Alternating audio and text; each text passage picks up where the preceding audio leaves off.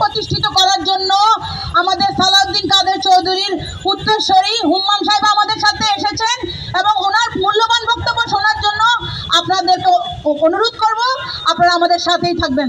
ধন্যবাদ সবাইকে।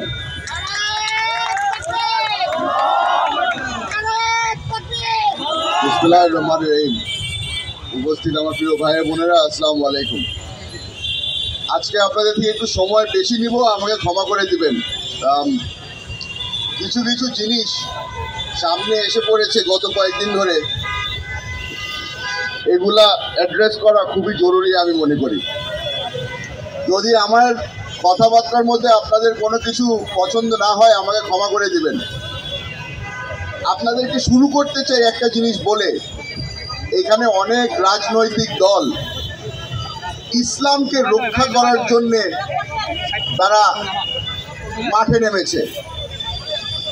আপনাদেরকে বলে দিতে চাই, বাংলাদেশের কোনো রাজনৈতিক দলকে আমরা ওই অধিকার দেই নেই যে তারা ইসলামকে রক্ষা করবে।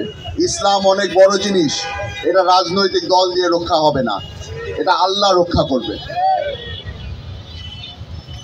আপনাদের কাছে আজকে কিছু তিতা কথা বলবো, যেগুলা বলাটা জরুরি হয়ে গেছে। এই শাপলা চত্বর ঘটনার সময় যখন শত শত মুসল্লিদেরকে হত্যা করা হলো, তখন কেউ আওয়াজ তুলল না। সবাই ভয়ে বাড়ি চলে গেল, চিন্তা করে যে নিজের জান তো বাঁচাতে হবে। আমরা এখানে যখন গণজাগরণ মঞ্চ শুরু হলো, তখন লক্ষ লক্ষ মানুষ চলে আসলো, বিরিয়ানির প্যাকেট হাতে নিয়ে ঘুরে বেড়াচ্ছিল। আমার তো আর আসার সুযোগ হয়নি, আমি টিভির পর্দায় দেখেছি।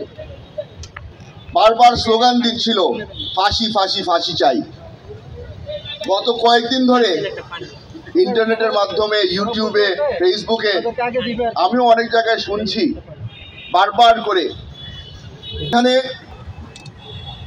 আপনারা বিচার চাইতে পারেন, আপনারা ফাঁসি চাইতে পারবেন না। আপনারা যদি এখানে দাঁড়িয়ে ফাঁসি চান, তাহলে আমাদের আর তাদের মধ্যে পার্থক্যটা কি হলো? আমরা ন্যায় বিচার চেয়েছি। আজকে একটা ছোট শিশু মারা গেল, আমি সেখানেও বলবো যে আমরা তার জন্য ন্যায় বিচার চাই। আমরা চাই যে যারা যারা এই ক্রাইমের সাথে জড়িত ছিল তাদেরকে কোর্টে পেশ করা হবে, তাদেরকে প্রতিটা সুযোগ দেওয়া হবে যে তাদের যেন ডিফেন্স লয়ার থাকে। এই সব সুযোগ কিন্তু আমাদেরকে দেওয়া হয়নি, আমাদেরকে বঞ্চিত করা হয়েছিল। বারবার প্রতিটা রাস্তায় আমাদেরকে আটক করা হয়েছিল। আমরা লয়ার দিতে পারবো না, আমরা সাক্ষী দিতে পারবো না, কিছুই দিতে পারবো না, কারণ তখন মব রুল কায়েম করা হয়েছিল। এইখানে দাঁড়িয়ে যেই সিদ্ধান্ত নেওয়া হবে সেটাই হয়ে যাবে রাষ্ট্রর সিদ্ধান্ত। আমি আপনাদেরকে বলে দিতে চাই, এই মবের মাধ্যমে আপনারা হয়তো একদিন জয় হইতে পারেন।